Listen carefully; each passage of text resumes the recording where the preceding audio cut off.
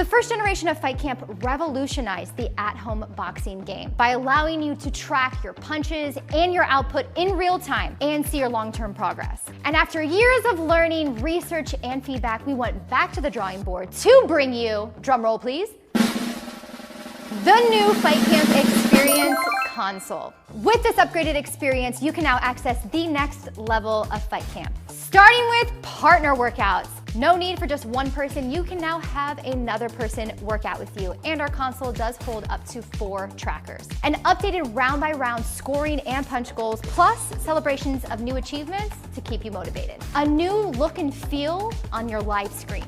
You also will have simplified streaming, an easy step-by-step setup for a seamless experience. The console itself is also a charging dock, so you never have to worry about losing your trackers or them dying. As soon as you're done, stick them on it and you're good to go. Connect directly through an Ethernet cable if needed. And it's optimized for multiple accounts. In summary, if you like the first generation of Fight Camp, then you are going to love the new Fight Camp experience. So if you want more information, make sure you go to joinfightcamp.com to upgrade your experience today. This is Fight Camp, an interactive training camp from the comfort of your own home. Tutorials and guided paths walk you step by step through the basics and sharpen your technique over time. Punch tracking technology and leaderboards provide you built-in motivation to help you hit your goals. Learn more at fightcamp.com. The brain to perfect the body.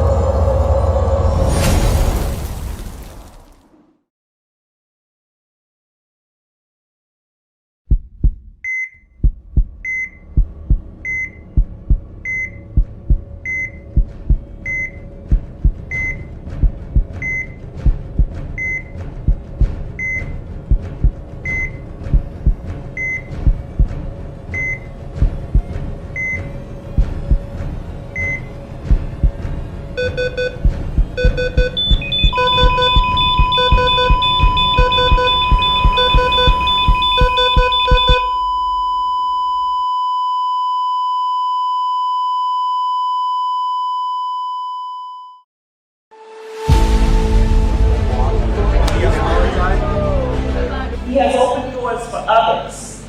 He fights the fight for us. My number one constituents can't vote for me because they're students, they're in the classroom. So my fight is taking it to the State House and making sure all the dollars that we contribute to our tax base is coming back to the city of Brockton. When people talk about Brockton, they're not thinking negative, they're thinking positive. Once you invest into your youth, you're gonna have a rich community.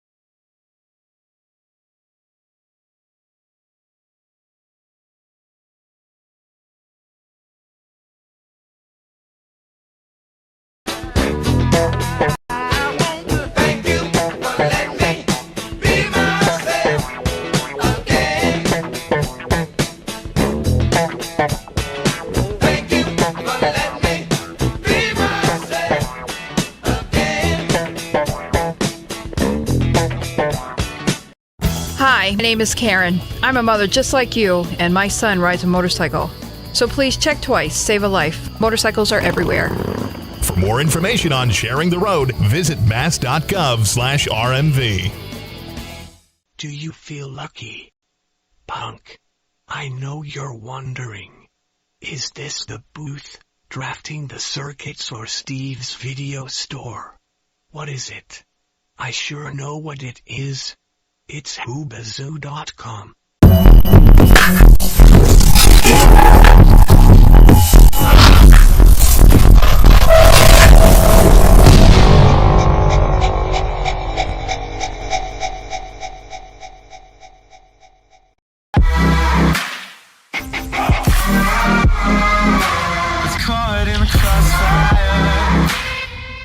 The movie, music, news, television promos, trailers and videos used in this production are protected by the Fair Use Act. Section 107 of the Copyright Act. 1. The purpose and character of the use, including whether such use is of commercial nature or is for nonprofit educational purposes. 2. The nature of the copyrighted work. 3. The amount and substantiality of the portion used in relation to the copyrighted work as a whole. 4. The effect of the use upon the potential market for, or value of, the copyrighted work.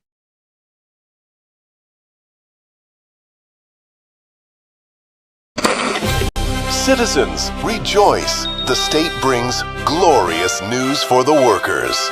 The state seizes the means of production. Intel, U.S. Steel, taken for the glory of MAGA revolution. Our dear leader demands the state's rightful tribute.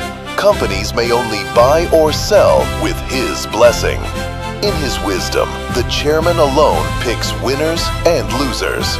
He decides what the factory builds, where it stands, which worker keeps his job. No decision too small for our beloved chairman. And behold, the sons of the party. When these champions of the people grace a company's board, government contracts rain down. Drones, defense, mining, millions in shares. Such natural talent runs in the chairman's bloodline. And on every street, the loving embrace of state security. A free people has nothing to hide. Until you love constant surveillance, you don't love the state. Has there ever been a worker's paradise so great, so beautiful, so tremendous? Sound ridiculous? Of course it is. When all they have left to scream about is imaginary communism, remember, it's not an accusation, it's a confession.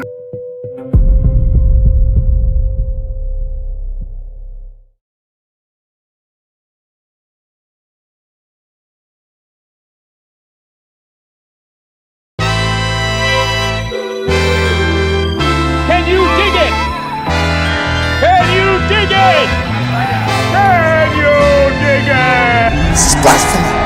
This is madness! This is the room!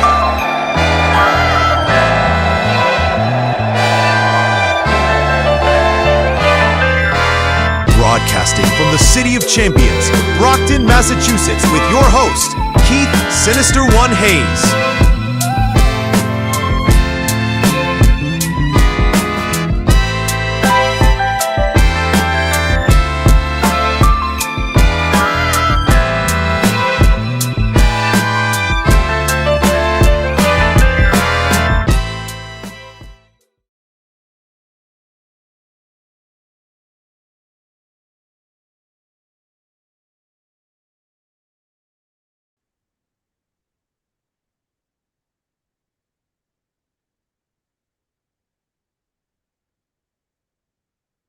It's your boy Sinister One broadcasting live from the City of Champions. You are watching The Booth. It is First Tuesday.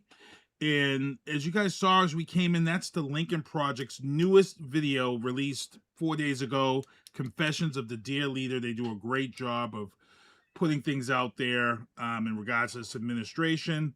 I got to thank my guests and supporters from last week. Last week we had on Cali Fae. Amy and Henry Shaw of the Slingshots for Shriners, which was great. Good time. They had the breast cancer slingshot. Tonight is First Tuesdays. As you see, my guys, Kenneth Diesenhof, Robert Resnick in there, but let me give them my supporters. Michael Douglas Barreto, MDB Electronics. If you have a controller that has to get fixed, send it out to him 24, 48 hours. Viana Marie's Music, streaming everywhere. Let's get those streams up. Tactical Target Systems, those zombie targets that you see me with at the range, the lifetime zombie targets, reach out to Tactical Target Systems. I love BostonSports.com if you want to get those shirts. Football season is upon us. Kimberly Ann Empowerment Photography. Ladies, if you want to take some photos that you never thought you'd take, reach out to Kimberly Ann Empowerment Photography. Big shout out to Underwatch Protective Services. They did the escort for the Slingshot for Shriners ride, providing security from the front and the rear of this ride over the weekend. So big shout out to Underwatch Protective Services. Also a big shout out for Avon Police Department for also blocking off DW Field Park and blocking off Harrison Boulevard. It was pretty crazy, to the point where we actually got to our destination that we were supposed to meet up with the state police a half an hour early, so we weren't even able to meet up with the state police. Before we get into the news booth, though, my guys you see here, Kenneth Diesenhof is up in the top. Rob Resnick is down the bottom. The reason why Ken's on top this week is because Ken was early. Ken was early for the first time, and it's funny. Ken was early for the first time, and today, as we were going to see in the news booth, it's the last 8 p.m. sunset until May. So Ken being early falls on the last. So we can make this an annual thing if we want. But the guys are here, First Tuesdays. We got some quick things that I want to talk about and pick these guys' brains over.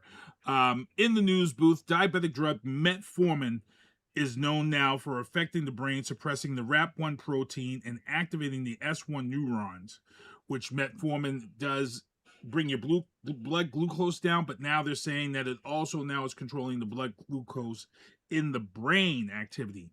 And then in my second news booth story, I've got Robert Resnick on here because I want to talk with him about this, because just a few weeks ago we had this Take Care of Veterans Act that actually didn't pass, but there was a big beef between the VFW and the American Legions, and the VFW was on top of this whole thing. They wanted to take away 10% from new claims for things like sleep apnea and tinnitus. And the funny thing is that this week a story, crucial story, came out and said that tinnitus affects the brain, and that the brain actually rearranges itself as tinnitus becomes more chronic. As R Squared can explain, tinnitus is very prominent in the veteran community. That's when your ears are ringing. And what they were trying to do is that they were going to try and pull the 10% for tinnitus from new claims. When you have a whole group of soldiers overseas right now, and we've seen the attacks, we've seen the heavy bombings of the bases, and some of these people they're going to come home with tinnitus, and tinnitus has also led to PTSD, and it's also led to suicide. So I'm going to let Rob talk about this, because that story was kind of going along while these guys weren't here. But I know it was a big deal. A lot of veterans went down to Washington to fight this bill, to make sure it didn't pass. And, on the MAGA side, and some of these other veterans who are still MAGA people, they were like, it's only 10%. It's not that big of a deal on these new claims. I'm going to let Rob speak, because I felt like it's a big deal. Should be 100% across the board for all veterans covered, and new claims should not be denied. I'm going to let Rob speak on that because he's a veteran. I'm going to let him go on this. The 10% is just part of a complicated process. I'll spend a minute on it, but it's obviously a topic that takes a lot longer than the show. But first of all, tinnitus, full disclosure, that's part of my disability. I have tinnitus. I've had it for a while. And yeah, it's not just a ringing in the ears. It's a constant loud ringing in the ears, that it's something that can, impact your day, impact your ability to have a conversation, to enjoy a television show, a movie, a quiet conversation. It impacts your daily life. And the reason that that's important is because, when you get a disability rating, it's not just the condition. First of all, you have to prove that it was caused by your military service. That's the first challenge. And then you have to demonstrate how it impacts your life. Now, certain things are obvious. If you've lost a limb, you don't have to prove how that impacts your life. We pretty much, take that one. But certain things, it's harder, and tinnitus would be one of those. And so when you look at this effort to downgrade the veterans' benefits, you've got a problem because, when you talk about 10%, what that means is, when you get a veteran disability rating, which is anywhere from 0 to 100%, obviously there are tax consequences, there are employment consequences, there are a lot of things that matter when you get above a certain level, especially once you get above the 50% level. And so what they're saying is they want to cap tinnitus to contribute to 10%. Now, it's not a formula. It's not like, 10 things at 10% equals 100%. It doesn't work that way. It's an algorithm. It's a formula that everything added together comes up with a rating. So whether tinnitus is 10% is limited to 10%, limited to 20%, limited to what have you, doesn't really determine what your final rating would be, because it depends how many other issues you have and how serious they are and what their impacts are. So at the end of the day, it may not, this is the argument, it may not have a profound impact on people. For example, if tinnitus is the only thing you have, you're going to have a low rating no matter what. But if you're right on the border, right under 50%, and tinnitus is downgraded, you could put you below 50 instead of above 50, and that makes a big difference for taxes and other benefits. So it does matter. The other thing, I don't want to get too into the weeds on this, but the other thing is, we recently crossed the $40 trillion mark in our national debt. We've talked about that on the show. I've written extensively about the debt and the calamity that's facing this nation. We have $40 trillion now in our national debt. President Trump is responsible himself for over 28% of that debt. That's one president out of 45 that we now have, he's responsible for 28% of the debt. And I'm saying him because it's his administration, his VA chair, Doug Collins of Georgia, who is the VA chair, who is, working on this along with some members of Congress. And so, trying to balance a $40 trillion national debt on people who served who have tinnitus is bad faith. It's bad faith. The tinnitus payments are negligible in the overall scheme of veterans care and military, the military budget and the national budget and $40 trillion national debt. So if you're saying that you have to, downgrade people's ability to be able to hear a conversation because we have $40 trillion in debt, that to me is just the epitome of bad faith. I commend all of the veterans groups who united together to oppose this, the members of Congress who realize that that is not the way you fix a fiscal crisis. We are in a fiscal crisis. And if veterans have to be part of the fix, so be it. Everybody will have to be. We have $40 trillion debt. The entire nation, every single living person is going to have to be part of this solution. But you don't just single out veterans and say, oh, tinnitus doesn't matter. It does. It does. Wow. Thank you, Rob, for sharing. Ken, you want to add to that? Yeah, a lot of the problems with this is people thought this was the thin end of the wedge, but this was a test balloon to see how much they could get away with, and obviously they could get away with very little. I agree with Rob on the fiscal crisis we're in, but we're in the fiscal crisis because of the destruction of the middle class that began during the Reagan administration and the transfer of class to the 1%. Let's face it, people, if you want to live in a civilized society, there's got to be a certain amount of tax base. You eliminate that tax base, you have deficits. Not to mention Trump's incredibly short-sighted tariff policy, which has hurt a lot of people, and that has caused people's gross incomes to go down, businesses' incomes to go down, our trade deficits to go skyrocketing. So stay tuned, boys and girls.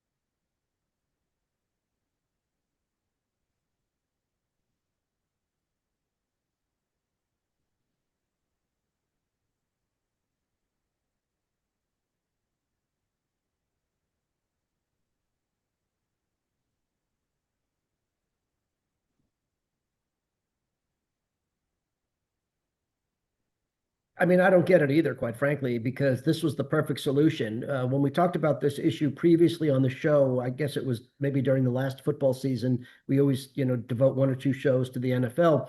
And we talked about the idea with the injury rates and how bad turf is. And, with all of our technology, why can't we get turf that lowers the injury rate? Why does it have to be so much worse than grass? Why can't they just have grass? How hard is it? You've got a lawn crew, you do it at baseball stadiums. How hard is it to maintain grass? Especially if you avoid the injuries, because it's not the injuries aren't just about for the players' convenience. Your season is over when you lose players. Look at the Giants every season. We say when we talk about our predictions on the show, how are the Giants going to do? Well, they've got a great team. If they could stay healthy, they'll make a run. And then, of course, you've got significant injuries. Saquon Barkley is the perfect example, right? Top running back in the country, got hurt every year with the Giants, with an injury caused by the turf. Went out for weeks at a time, and eventually he went to Philadelphia. Now they don't have the best field there either, but they do a better job staying healthy, I guess. But the issue is that this is the problem, and so one of the things that we talked about was the fact that the Giants organization said that the stadium was going to go back to grass. This was announced last year or the year before that they were programming to go from turf back to grass. And we kept saying, well, that's going to be great because that'll solve at least part of this problem with injuries, and not just for the Giants, for every stadium that does it. And so when FIFA came in and they had to get rid of the turf and they had to put in the grass, that was the perfect solution. I find it, I mean, I don't even have words to describe the stupidity because it was done. It wouldn't have cost you a penny at that point.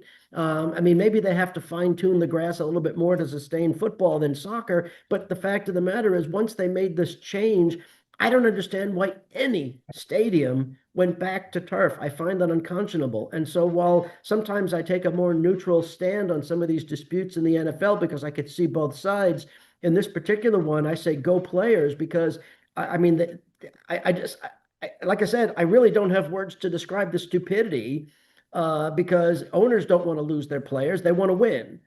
At least most teams, maybe Washington doesn't, but most teams want to win. And when you have players, some of your key players that go out year after year, ending your season, this was the answer. And I've not seen any justification to go back to turf. I haven't seen it. FIFA picked up the tab to switch to the grass. Yes, just leave it. That's what's crazy about this. They didn't take the grass with them. They didn't go back with the Tartan Army. Scott Lawn, get it? Yeah.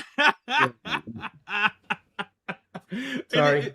And you go back and you look at some of these injuries, the Jets, they got Aaron Rodgers. Aaron Rodgers comes out, it's not even 7 minutes into the game, and he goes down with a season-ending injury. How much did that cost him? Here in Gillette, we don't see many injuries, but we have seen people twist knees and stuff up here, and they went back to turf, and it's like, I just don't get it. So I'm kind of hoping that the NFL Players Union does continue to make a lot of noise on this.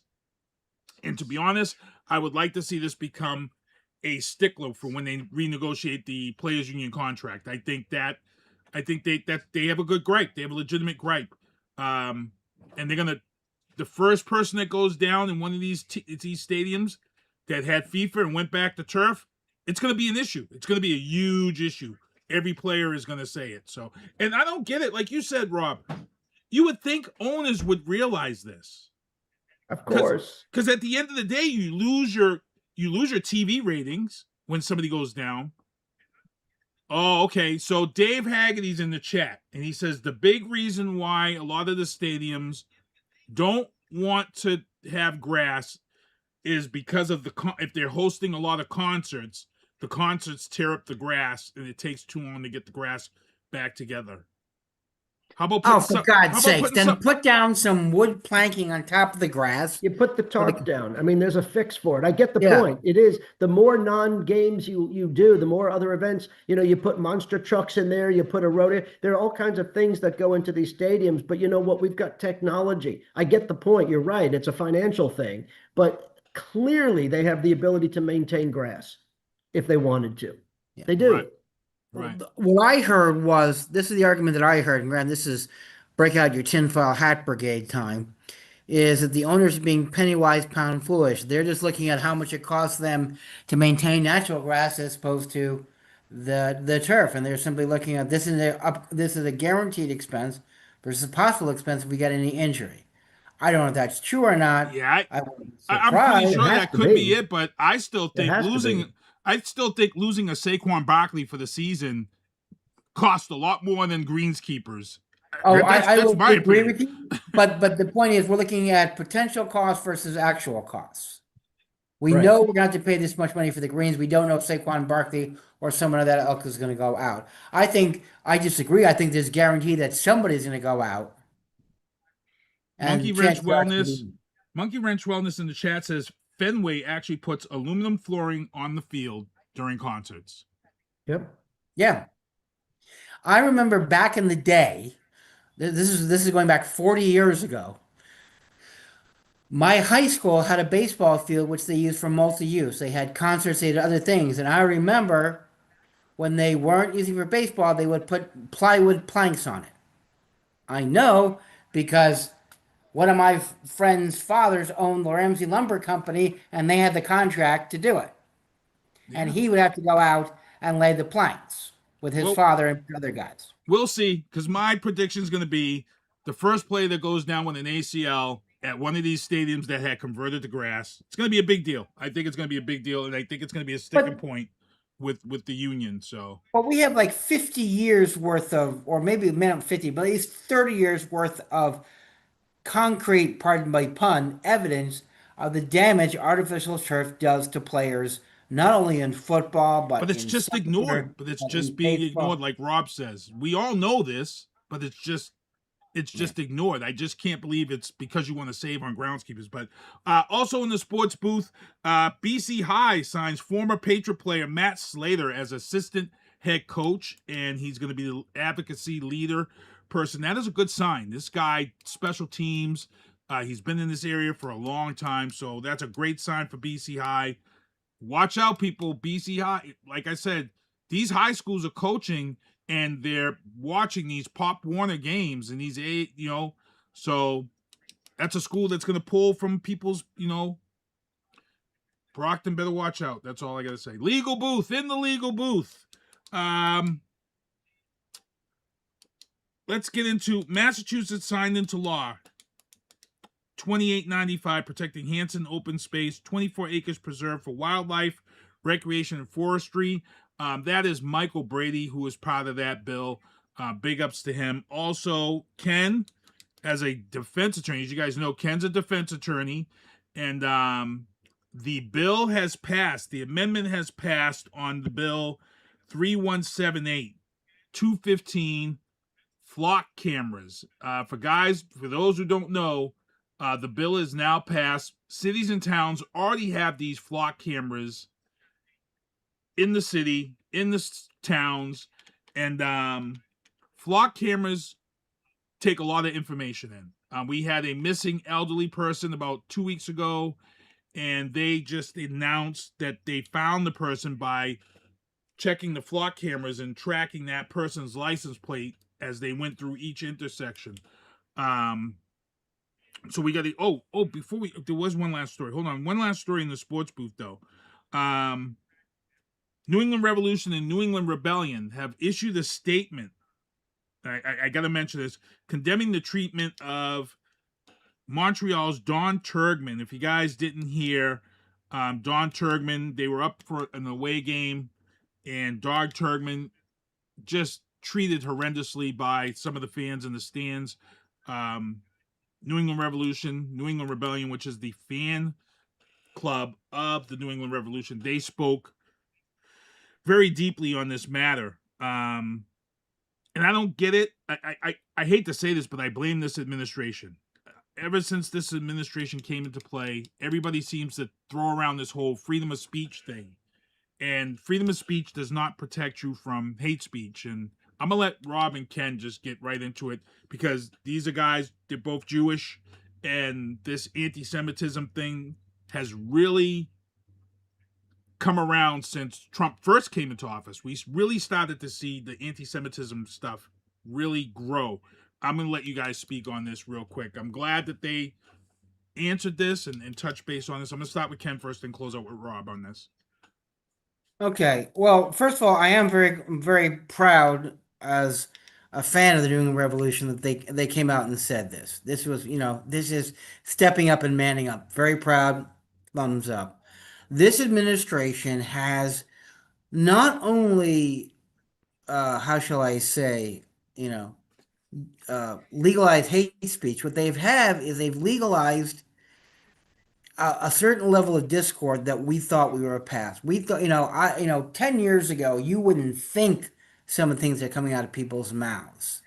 There's a certain level of decorum in our public discourse that we are required to do. And this goes back to colonial times. Okay? There are certain things you just don't say in public, you stupid morons. And now these bigots, these racists, these homophobes, call them what you want, are wrapping themselves up in the First Amendment saying, I can say anything you want. And you are legally correct. You can. Granted, I'm going to quote Oliver Wendell Holmes saying freedom of speech doesn't allow you to yell fire in a crowded movie house, but that's an extreme. That's extreme end of the thing. I think there's a difference between freedom of speech and freedom from being criticized for what you say and hauled out in the court of public opinion. And I think that's what we're missing out. Donald Trump and the rest of his coterie have gone around and with this anti-woke campaign have said that we are now going to tolerate bigotry. No, we're not going to tolerate it. And just because you can say it doesn't mean you should. If you go out and say it, then prepare to get criticized and being called out for it. As the Revolution did. Again, props to them. And I'll let Rob pick up the rest of it. Yeah, I mean, I agree with what Ken said. This administration, going back to the first term in the campaign, brought in white supremacy, right? I mean, that was the base of MAGA. You brought in the white supremacist groups, the Proud Boys, the Oath Keepers, the other extremist groups, people that we've talked about on the show, were openly embraced. They were given a voice. And so that voice allowed them to spew their hatred, their, other things that mainstream society rejects. And so, that may have opened the door, but it wasn't the only door that was open because we have it on both sides. The DSA, the Democratic Socialists of America, are one of the biggest racist organizations or hate spewing organizations that we have. So it's on the right and the left, and that's the problem. You're getting it from both sides. And we have to be fair on the show that we criticize this administration, and they deserve it. But this particular issue knows no boundary because it goes on both sides. I would, read a recent article by Bernie Sanders' campaign manager who talked about the anti-Semitism rampant within the Sanders campaign. And Bernie didn't do a shit about it because he's an anti-Semite himself, piece of garbage. And so the fact of the matter is, you've got it from both sides and it's not tolerable. And so, just because it's Jewish people, it doesn't make it any different than if it was Black people, Hispanic people, gay people, whatever group you're in, majority or minority, nobody should be the victim of hate speech. Now, Ken and I will disagree on this particular issue because I've argued my entire professional life that it's not protected, that hate speech is not protected. Ken would disagree, and the Supreme Court would agree with Ken, not with me, but I still believe my argument is legally correct. We'll save that for another time, perhaps. I spent a lot of time in college and law school arguing my point, and I think I'm more proven correct than wrong. It's just the Supreme Court. And hey, this is the Supreme Court that gave us Citizens United. So, they're not always right. So, on speech issues. I'm trying to have a little bit of levity here because it's a very difficult subject. Because if you don't experience hate in your life, then you don't really understand how it impacts people and how it impacts children who, don't feel comfortable in social settings and how that translates to the rest of their lives. So it's really an important deal. Someone wants to say something to me, I'll laugh in your face and maybe we'll fight, but it's a different thing.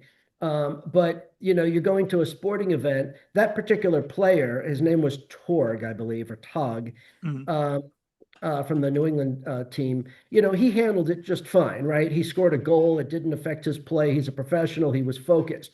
But think about the people in the stadium who had to listen to that. Not people who were necessarily Jewish or offended by it, people who maybe had completely different viewpoints, or they had to listen to it. And that's not right. That's not right. This is why I say it's not protected, because you have a right to take your family to a soccer game or a baseball game or a what, and not have to deal with that crap. And the fact, and that if it was one fan, then that's fine. It's one, maybe drunk fan or whatever. You see it in Fenway all the time, but that's not what it was. It was a large section around the stadium where they were playing in Montreal, where there were signs and vitriolic type, speech being shouted out there, violence, not just, rude, but violence, promoting violence, death. That's not tolerable. And I'm saying this not to make too much out of one silly soccer game, but this is the climate we live in right now, that every aspect of our lives has become such that we have to distance ourselves from everybody else. Half my friends disagree with me politically. Half my friends disagree with me on faith. Half my friends disagree with me on football. I'm outnumbered 2-1 on this shit. So the point of the matter is, I don't mind that. In fact, I enjoy it. It's fun if you can be intellectual about it. But that's not the way our society is acting. We're so hate-filled right now. We're so angry. We're so frustrated. Whatever the emotion is, we need to dial it back. And that's why I wanted to make the point that nobody's immune to it, that it's coming from all sides.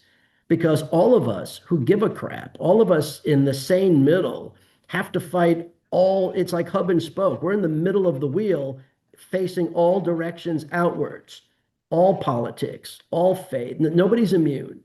And I think society needs to come together. And I've said this before, and I think I've said it on the show, and I hope it's not true.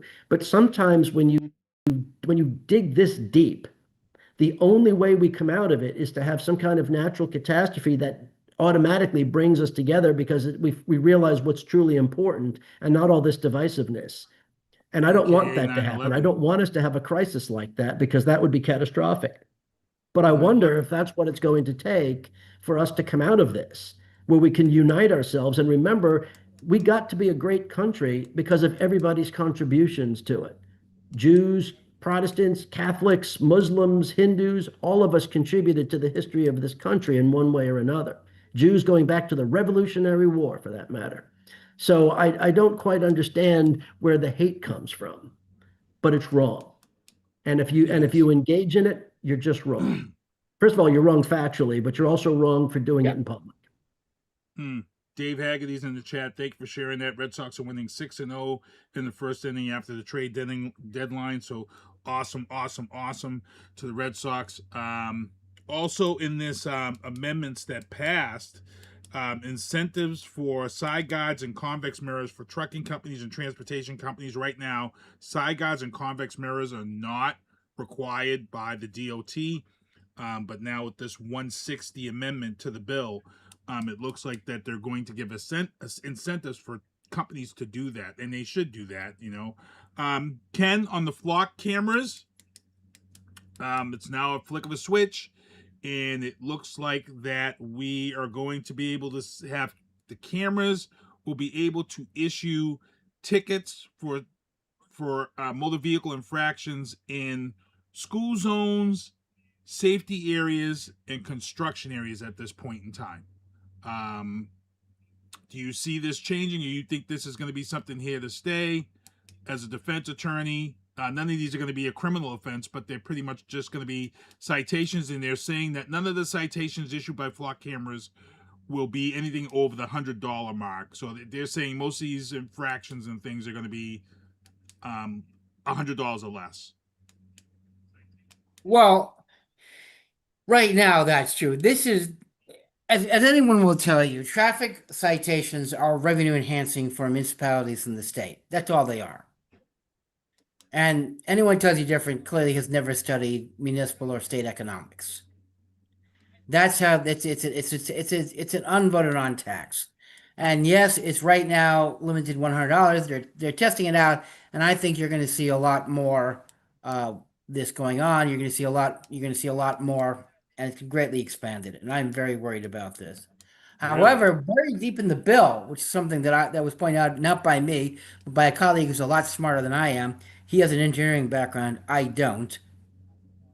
But apparently, one of the things that you can do if you got caught by these flock cameras is you can request the technical specifications and the maintenance records and the calibration.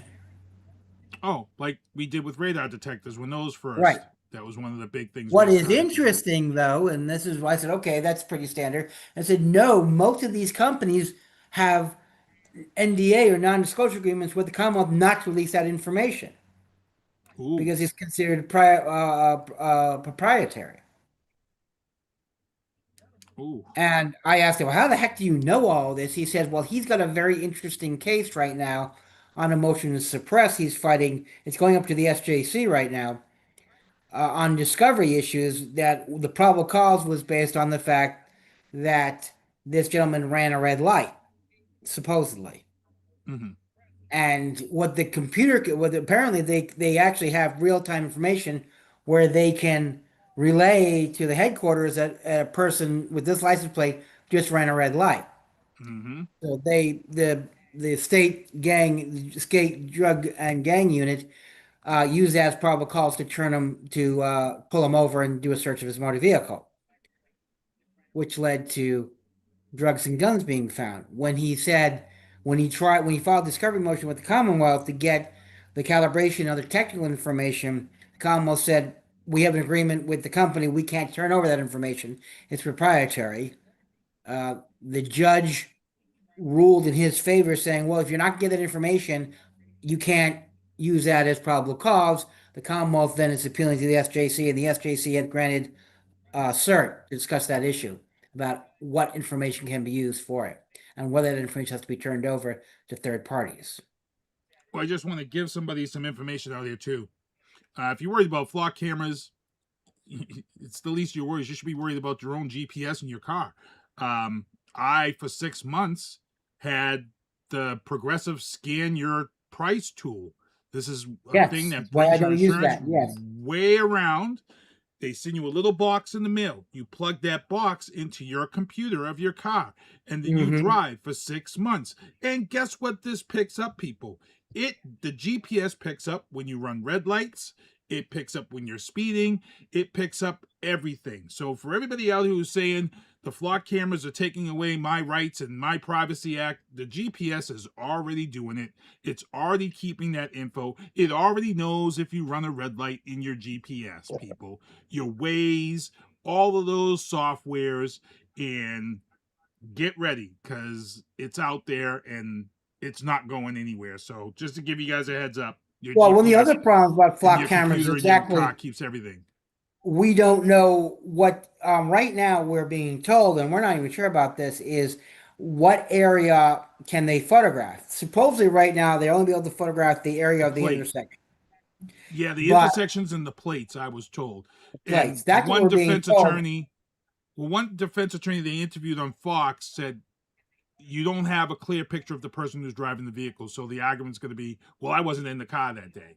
Right. But the other problem is I talked to my friend who's got, like I said, he's got an electrical engineering background. I don't. He graduated Cornell with a degree in electrical engineering. And he said that camera can be you can make a couple adjustments and have a wide area of the entire block. And also that means his ability to see into buildings, into windows. Yeah. Z-Man's in the chat. He says Europe's had flock cameras since the 90s. So, all right, we're going to move on. Actually, they have not. That's not true. They have a different type of camera, and they are very strictly regulated about what they can and cannot do. It's actually written into the European Covenant of Human Rights. So, okay. We'll have to revisit. We'll have to revisit it because it's going to be a big deal. Also, in the Monkey Wrench Wellness in the chat says, got a smartphone, you have no privacy. Yep, exactly. Oh, yeah. Real quick, funny story that was shared with me this week that I wanted to talk about too. Hey, if you're going to Connecticut and turning in your bottles and cans over the border to get the 10 cents because Massachusetts is way behind in the bottles and returns and charges only a nickel. And Massachusetts should have long been made it 10 cents across the board. Guess what? Connecticut is charging you with a crime for turning in your bottles and cans from Massachusetts because when they pay that 10 cents, that's accounted for, and they know how much. Because people are bringing their bottles and cans from Massachusetts into Connecticut, their bottle refund has taken a 150% hit on the refunds they pay out. So they're now going to start charging people an act for bringing their stuff. And they can easily figure that out. When you come over into Connecticut with Massachusetts plates and you go to a bottle redemption center, a good old flock camera or some type of thing can try. They do the same thing up in New Hampshire. They used to do that they still do it with the fireworks. So, but yeah, very interesting story. Connecticut's going to start charging people for bringing their bottles and cans with a crime for bringing them there. Also in the legal booth, here we go, people. And I know Rob's we talked about this on the corridor. If you guys remember, we had this whole reflection pool, and we had this whole grift of the reflection pool. A no bid deal given to a company that we knew was a shoddy company from the get-go. We knew this company was shoddy. The reflecting pool was redone. It was a big deal. People were pissed off that the grift was done. Trump drove his whole motorcade across the paint sealant before it could cure. And the paint ripped up. And what Trump tried to do to save face is that they tried to say, MAGA and all these other people tried to say it was Antifa vandalizing the pool, domestic terrorists. We had a Olympic bike rider, David Ahern, who was on his phone showing someone the sealant that had ripped up. We had a young woman who was in a viral video who was snatched up by the park police, and she was snatched up. There was like 4 people in this whole heinous event of having their lives turned upside down, ruined. One guy lost his career job because of this. And now Trump's own DOJ has come out and said, hey, there's no evidence here. We got to drop these charges. And all these people are going to have to get restitution. And guess what? That's us. Taxpayers are going to have to pay this nut when these people all decide to sue the government for wrongfully ruining their lives. I'm going to let Rob talk on this first because he's got the we the people behind us. And, Rob was pissed from day one on the corridor. It's not just the grift, right, Rob? It's also about the picture that Trump and his administration painted of these people. I'm just gonna let Rob get into it. Look, you pretty much already said it. The fact of the matter is this. First of all, I won't say this as an absolute. There is highly questioned whether or not they even had the authority to do this project. That's the starting point. Nevertheless, they did it. So let's look at the project. You had a no bid contract, which was given to a Trump crony who had no business doing the contract, wasn't qualified, did shoddy work, as you said. So now you've got that problem. And of course, when you do shoddy work and you're unqualified, then this is what happens. The work doesn't last. And you had, the paint coming up and everything else. So the issue is this. It's bad enough when they do all these things. We should be used to it by now because they've done a bunch of these, illegal contracts and, people who aren't qualified to do the work and doing bad work and all that. This is not the first time of that. The issue, though, becomes that even when they got caught with that, this is the Roy Cohn, Roger Stone theory of politics, which is you just make up a lie and you keep repeating the lie over and over and over, where enough people will start to believe it and the rest will stop caring about it. And so even just today, President Trump was saying that it was still vandalism and the cases should be prosecuted. He still can't cling to the idea that it was shoddy work. Even if he doesn't want to admit the impropriety of the contract, he could still say it was shoddy work. And that, that the truth is it wasn't vandalism. They could say that's what they thought or whatever. And so what happened was the Department of the Interior, who's in charge of those national monuments, the Department of the Interior collected the evidence, brought it to Jeanine Pirro, the raging dumbass that he put in his U.S. Attorney of Washington, D.C., never met a conspiracy theory she didn't love. And I mean, I even wonder, I think Fox News is thrilled because they don't have to hire her back when she gets fired. I don't even think Fox News is going to take her back after all this. But she actually did the right thing because when the Department of the Interior gave her the evidence, she said, well, based on the evidence, we can't prosecute these cases. First of all, they would lose. That evidence would be presented in court and they'd be laughed out, which is what happened. And so she dismissed the charges. That was the correct thing to do, factually, legally, and otherwise. There was no choice but to dismiss the charges. And the president still is insisting that this was vandalism because he has to cling to the narrative and he can't accept that there's an ounce of blame on the administration for doing this contract and that it was shoddy work from one of his cronies. And it's the pure Roy Cohn, Roger Stone system of politics that we should, this is what they do every day. Lie, lie, lie until people stop caring about it. And that's the real shame here. I mean, yeah, those charges were dropped. People, I don't know if there's a valid lawsuit there or not. The US government is pretty careful about how it gets sued. But, there's a $1.8 billion slush fund that would apply. So, we'll see how that plays out. But the fact of the matter is, it's really just unfortunate that we still can't tell the truth about this. Even when Jeanine Pirro told the truth about it, which she's the last person I would have expected to tell the truth, quite frankly.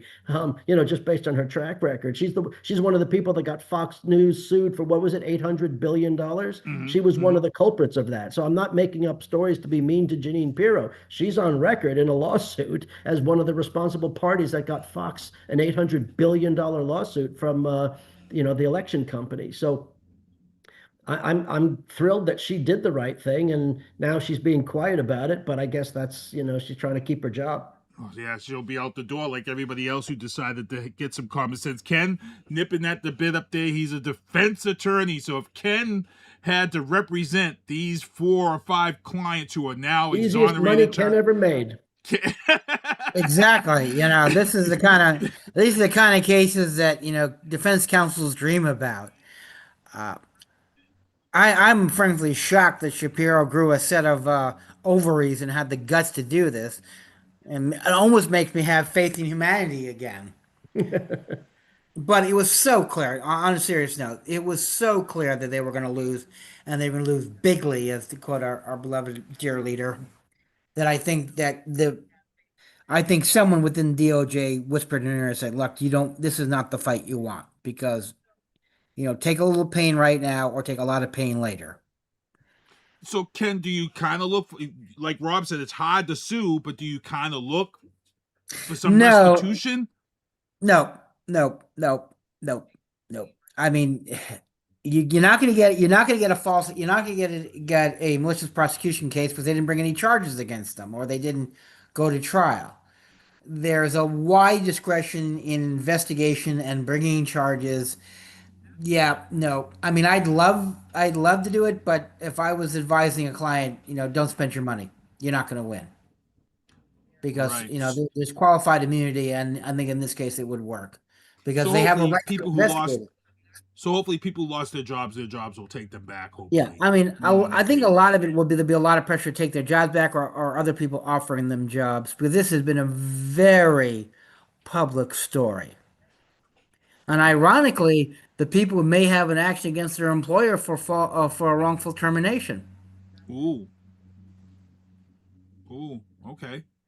That's the better angle. Yeah. That's a better angle. So, okay. Well, the only reason I know that, I happen to know that, is because there were a number of people, during the Doge investigation, I don't know if you remember that, there were a number of people in New York who were fired because they were accused of malfeasance in government contracting. They worked for contract people. And when they were exonerated, they asked for their jobs back, and they were told to go pound sand. And a colleague of mine who's in New York has made a nice chunk of change on all of those cases. They just recently settled about 6 months ago. Wow. With the former employers, and they got. And I said, really, they're covered by the NDA. He said, Ken, let's put it this way. Those people are making more money out of the settlement after they paid me, because he took it on a contingent fee basis, than they would in their jobs. Well, keep in mind, this is the same thing with the January 6th people out of that slush fund, because you have the president who continues to lie, saying, oh, these people were treated so unfairly, and all that crap that he spews. These were people who were prosecuted, most of whom pled guilty. And they got fired because they should have been fired. That's what you get fired for, people. You commit a crime, you get prosecuted, you get found guilty, you could be fired from your job. Yes. It's that simple, and it's normal. And so the point is that they don't deserve an ounce of money from the slush fund or anybody else because they were convicted in a court of law. I agree with Rob. And here's something also, something that people don't understand about pardons. Pardons are not the equivalent of absolution. It doesn't say you didn't commit the crime. It just says that the president has forgiven you. So in order to accept a pardon, you have got to admit that you in fact were guilty of the crime. Well, that's how it's supposed to work. This DOJ hasn't been doing that for the Trump pardons. They haven't had to make that admission, but technically that is true. And in the past, every other president, you had to make that admission. Wow, that's actually, let's hold that there. That's a great segue into this next topic, because this past week, Dr. Anthony Fauci declined to testify in the GOP. It was pretty much a kangaroo court. The MAGA Republicans were trying to really hanging this guy up, and Fauci just got up there and he just pled the fifth. And the funny thing about this whole thing is that, first of all, the lockdown started under President Trump in March of that year. Lockdown started under Trump. We went into lockdown under Trump.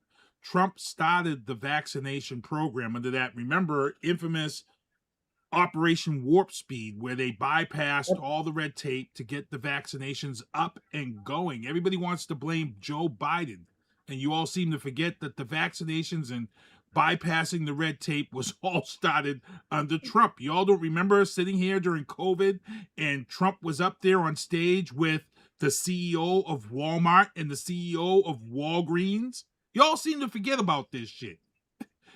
Y'all seem to forget about the fact that he was talking about injecting bleach and all this other stuff when they were trying to get this vaccine. So you MAGA peeps, you got to stop and start remembering your history. It pisses me off.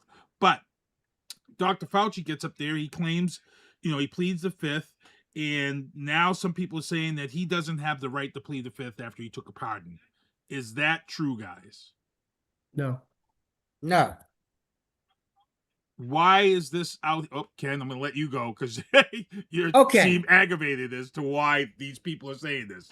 So it's mainly MAGAs. I really wish all these people saying this would go to law school, get a law degree, and practice law, especially criminal law, for 20 years before you shoot off your goddamn mouth. Okay? A pardon is a incident-specific document. It says we're going to pardon you for a particular crime. It's not blanket. So if he was pardoned for a particular crime and then they accuse him of a different crime, that pardon won't apply. Okay? Pardons aren't blanket. I'll give you an example. Let's say, Sinister One, you get a pardon from the governor of Massachusetts for, I don't know, burning down Yankee Stadium. Well, I shouldn't say that because that would require the governor of New York. Let's say you decide to get angry at the folks at Gillette Stadium and you burn down the stadium. Okay? Let's say the governor gives you a pardon for that. If you, by the way, go out and commit a new crime, or if you had committed another crime, I don't know, like, burning down Rob's new condo, the pardon for Gillette Stadium doesn't cover your crime of burning down Rob's condo. You can still be prosecuted. Okay? Mm-hmm. And I would raise an objection. That was not a kangaroo court. I think that's an insult to all the kangaroo courts out there. Because, it was the equivalent of asking Dr. Fauci if you stop beating your wife, yes or no. Answer the question, yes or no, have you stopped beating your wife? So if you answer yes, it means you were beating your wife. If you answer no, that means you're still beating your wife. Okay. Rob? So the issue, I mean, Ken's, of course, right about the pardon. The pardon is for what is in the past, not for future crimes. You can't pardon for future crimes. And so what they were trying to do in this hearing was to trip up Fauci into saying something that they can then use to charge him for misrepresenting something to Congress. That's why they did that. They were trying to get him, they were trying to trick him into misspeaking or saying something that they can then show was incorrect so they could prosecute him for it. That's why he pled the fifth, and that's exactly why he can plead the fifth. Right. Because they acted in bad faith for the very purpose of trying to fabricate a criminal charge against him. And so, that was the issue there. The other thing is, of course, you've got, appeasing the MAGA base. Fauci is still, public enemy number one. The guy's a national hero, first of all. He served, he's 85 years old. He's been in government longer than most people have been alive.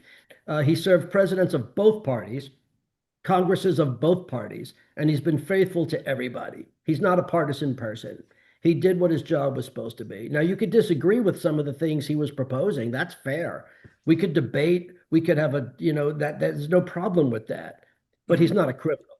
And he acted in the best interest of the nation, which was his job to do as the infectious disease specialist in the administration.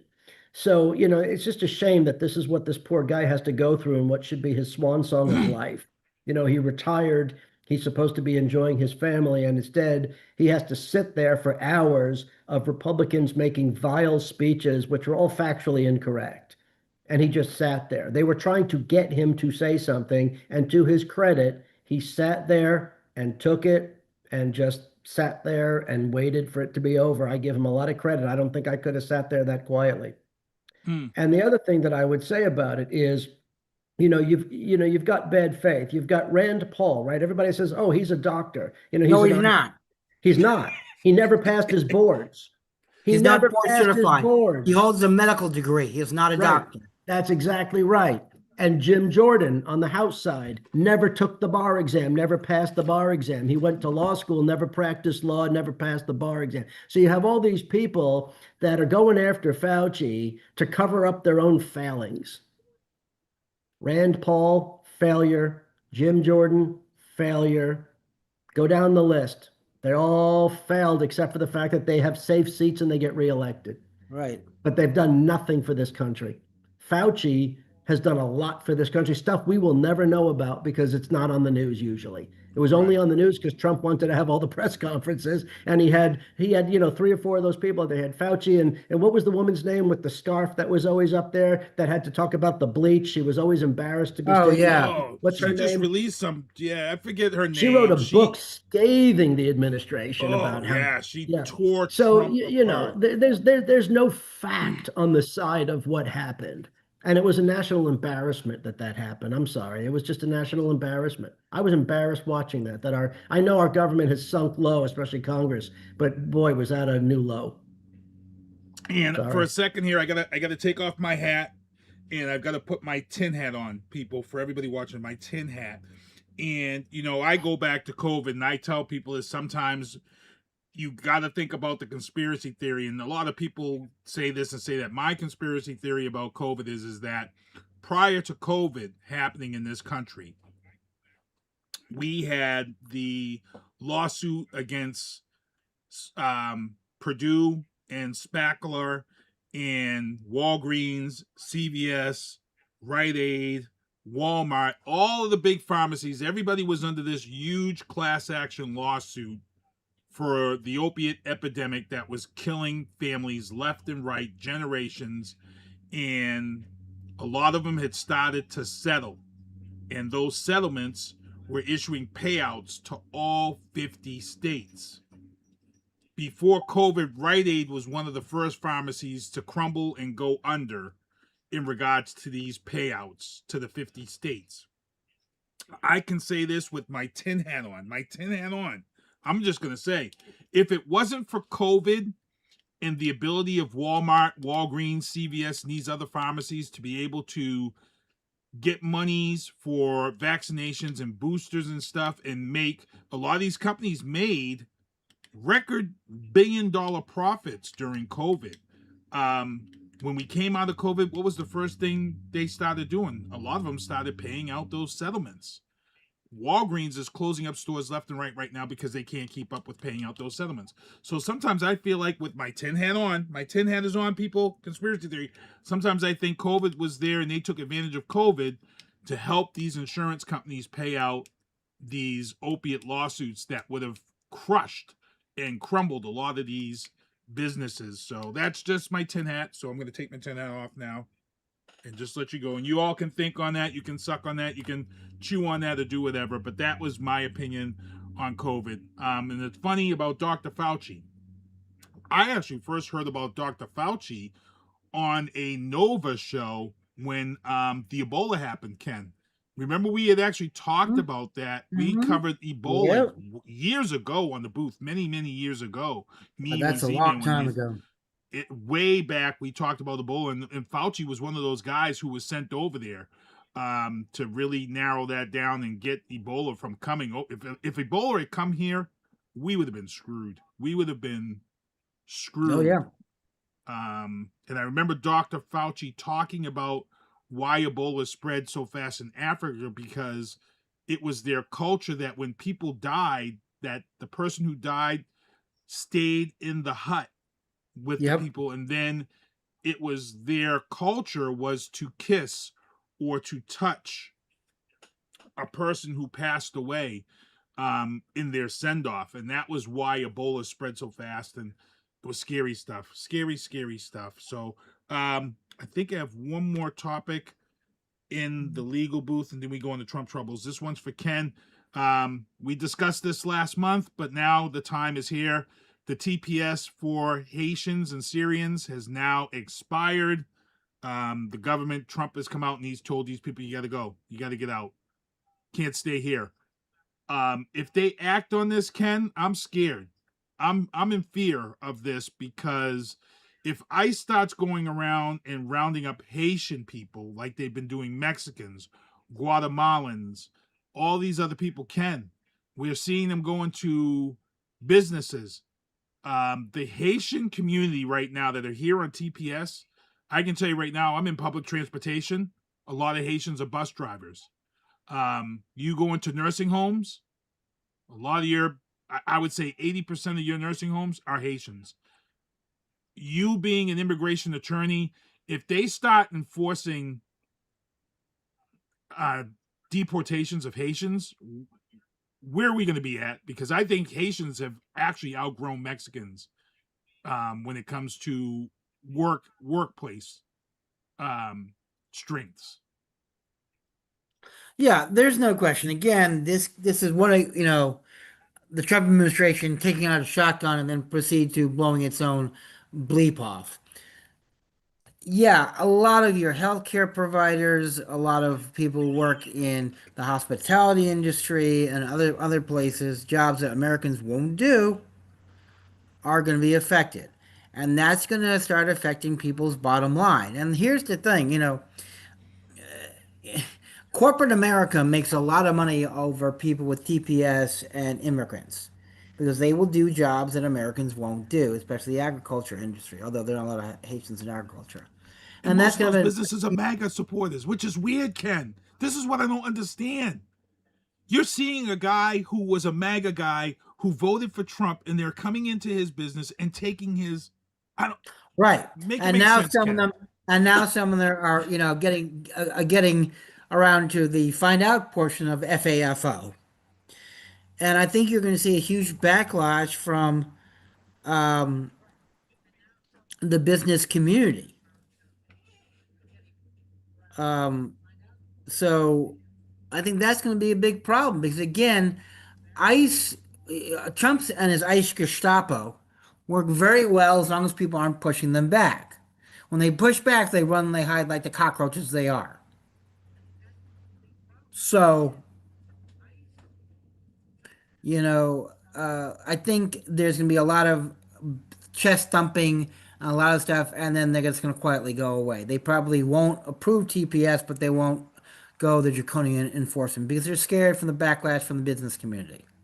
Right. Like I said, your nursing homes are filled with a lot of Haitian people working and keeping people alive and keeping people on support, keeping people comfortable.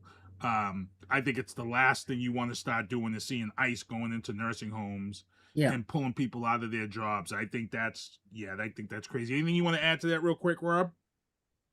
I mean, the problem is this. Obviously, we're a system of laws. We have to follow the rules. We have to follow due process. We have to treat people fairly. And so you're talking about a large number of people that have been here for a long time. They've established lives, careers, they pay taxes. These aren't the type of people that, the American public was supporting immigration enforcement against because, they came here with authority and they've been productive members of society for the most part. The problem is, to be fair, is the first word is T, temporary. And so temporary means temporary.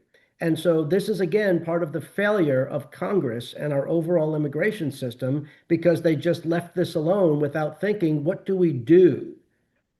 How long is temporary? At some point, you either have to make it permanent, you have to make there some kind of program to give people options to stay or return or whatever it's going to be. You can't just all of a sudden abruptly end it and kick, thousands of people out, especially because you've got to give due process. So the question is, what is the next step after temporary?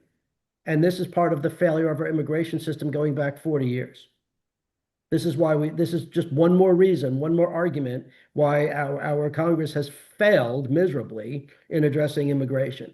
And that's why the American people are so frustrated with it. Good stuff. And then as we get ready to close out the show, we went a little bit over Trump troubles, the last topic. If you guys have been on Facebook, social media, everybody's sharing this. Marked safe from Capital One closing my bank account due to money laundering. I'm going to turn this over to Rob, who would be writing stuff about this. Capital One released a report this week that several Trump accounts were closed due to, and this wasn't alleged, they felt this was money laundering, which we kind of knew that this was. Rob, you've alerted to this stuff. You've said that this is the type of stuff going on. And I've always said it. He didn't just create a swamp, he created Dagobah down there in Washington. Yeah, go back years on the corridor. We talked about the Trump money laundering accusations. First of all, Capital One is not the only bank. They're just the most recent bank. And with all of the banks that Trump did business with, he had hundreds of accounts. And think about that. How many accounts do each of you have, right? A checking account, maybe two. A savings account, maybe a couple.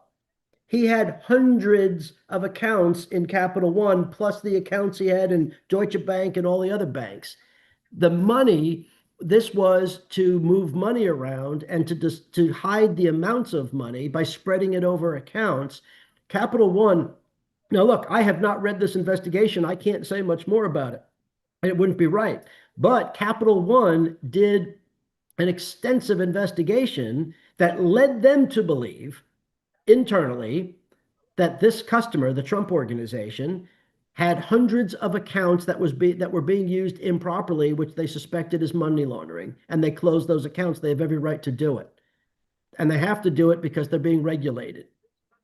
And so there's nothing political about this. This wasn't the Department of Justice, which, first of all, works for Trump.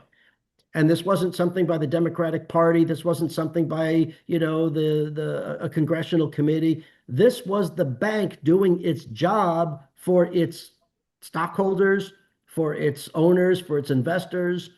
And so that's what it is. Guess what? Trump got caught yet again with his hand in the cookie jar. That's what it is. I'm going to wait. I'm going to hope you do.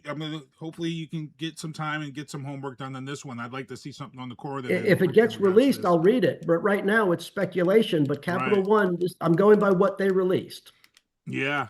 So do you think they will release it, or do you think they'll be? No, I don't think they will release it. But Trump said that he's suing them. And this is what Trump always does. He tries to sue people all the time. But then the problem is, as Ken likes to point out, then you have discovery. And then Trump has to open the books up, and then it'll all become well known publicly, or most of it will. And so he won't wind up suing them because then the proof will be out there for the American people to see. And so he'll back down eventually when he realizes, just like when he says he's going to testify, but then he can't testify because he'll be cross-examined and he'll be shown to be a liar. And he can't sue because then he has to open the books. And so this is going to be another one of those, bluster for a while to appease the MAGA base who still believes he does nothing wrong, and it'll amount to nothing. I hope he does. Oh, Ken, your thoughts or what you want to see? Yeah, absolutely. Rob is 100% correct on everything he said. If I may just say one thing, early in my career, back when we were still using flush outhouses and kerosene lamps and horses to get around, I worked as a compliance officer for United Jersey Bank. Basically, I was the internal cop. And let me tell you something. The amount for a bank to say that we're worried about someone laundering money when they're bringing that kind of fees, 300 accounts, major accounts, there's something worse. I am telling you, if Capital One is saying, "Oh, we're shutting down these accounts for money laundering," I wouldn't be surprised if they found Jimmy Hoffa's body in the trunk of Trump's car. Because I am telling you, someone work compliance, they just don't do that at the goodness of heart. There was something really big they found. Yeah, it's crazy stuff. So we're gonna get ready to get out of here. Let me get into my banners here before we get out of here. Those are the beanies that everybody has supported the show. These are the shows I produce. Oscar Mike Radio is on Thursday nights. Strapping the Circuits is Wednesday nights. Turnbuckle Spilt Liquor will be on tomorrow night. Ride the Bet Bus free until August. That's been actually till fall now. Everybody's extended all that stuff now. Happy Belly grand opening is this week. It's the 7th, August 7th. So you want to make sure to go down there. That's the old Brockton Beer Company. Tony Rodriguez campaign fundraiser is Friday, August 7th, 6 to 9 at the Enso Gallery. Morning music featuring Malik Williams is Saturday, August 8th, 4 to 8. Admission is free. The Perry Project does his annual 9th, this is the 9th one, Rock and Roll Can Drive. That takes place this weekend. Slingshots to the Summit is supposed to take place August 8th to the 9th, but it looks like we might have rain up there, so it might be canceled, so please hang tight. NAACP has the election debate coming up with Tony Rodriguez, the challenger. Incumbent is Michelle Dubois. That's going to be Thursday, August 20th. Broken Chains Biker Church Car and Bike Show for August 22nd. That has been canceled. The 10th annual Savannah Strong Memorial Ride, that takes place August 27th and 29th. Michelle Dubois, she's looking for canvas or help. Every weekend she's looking for help, so you want to make sure to reach out to Michelle Dubois. They've got stuff going on every weekend, canvassing and ways to volunteer. The Manning Pool is open. Summer's almost over, people. We're into August. The pool is open till, I think it's Labor Day they close. Brockton Arts and Music Festival put on by Brockton Arts, held at downtown Brockton. That's September 12th. Boston's Pizza Festival takes place September 19th to the 20th, 11 to 6. Head on down to City Hall. You're going to see some of the best pizza there. The Holbrook Sportsman Club is hosting a junior archery program. This is the first Sunday of every month. 12 to 20 are the ages. And then Brockton Arts Paint Night. It's the last Saturday of every month, 7 to 9 p.m., $20 per person. And that's it. I'm going to go around the horn here, let these guys say their goodbyes. I'm going to start with Ken. Want to thank all of our listeners and viewers, all 12 of you. I want everyone to have a safe summer. I understand some of you folks are heat sensitive, especially the elderly among you. Be careful. It's getting hot. For those of you who have relatives who have elderly people, make sure you check on them because that could cause some problems. The rest of you, as Sinister One said before, tonight is the last night that the sun sets at 8 p.m. The days are going to grow shorter, so enjoy that sunshine while you can, and we'll see you in September. And if you guys see this picture here by Rob's face, Rob shared a file in the chat, our private chat, of someone putting a tinfoil. Oh, that's awesome. Rob, I'll let you say your goodbyes. Rob's got the best stuff, always has. That was awesome. You know, I mean, you said it a few times, but no, thanks everybody for listening. Hope you found the show informative and interesting. You know, read things for yourself, but make sure you're reading credible sources, and we'll continue this conversation next time. Be safe. Yeah, it's been good stuff. It's been real on this show. I love seeing a lot of the stuff we talk about come full circle, like with this reflection pool. we talked about it, but now here we are months later, full circle. But hey, I gotta thank everybody for coming on the show, hanging out with us.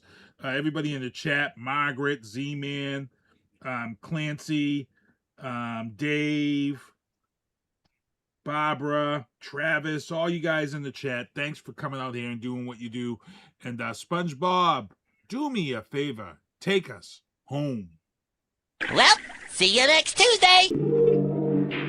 Thank you for listening to The Booth on Hoobazoo and HatcherRadio.com. Please follow the Facebook page and subscribe to the podcast at Apple Podcast, iHeartRadio, and Spotify. The Booth is a Sinister One production hosted by Sinister One. I've got to start hanging out with friends that are a little more intelligent and understand politics and stuff. It's just that I'm up on this level up here, and all my friends are down here. Me, nah. You guys, nah. Maybe a little more down in here. Screw you guys, I'm going home. I smoke, I drink, I do my thing. These bitches hating, so you know I got to make it plain. Don't do cocaine, but your chick, my main. We stick together, true forever, yeah, you know we bang. I miss those days, which was easy. If only I make it, bitch, don't repeat. Now that I done upgraded, I've been upstate, and y'all think I'm playing. And I got a hit now for these weak assholes who think I ain't slaying. Try me, and I'll probably end up laughing, cause I never back down. I'm that chick with a clean ass whip, I don't need that shit, I got my own now. I get hurt, I get tired of fussing, fighting, guess I gotta crack down. Don't mess with me, cause on everything, I'ma have to bring the whole city out. WHOOBAZOO,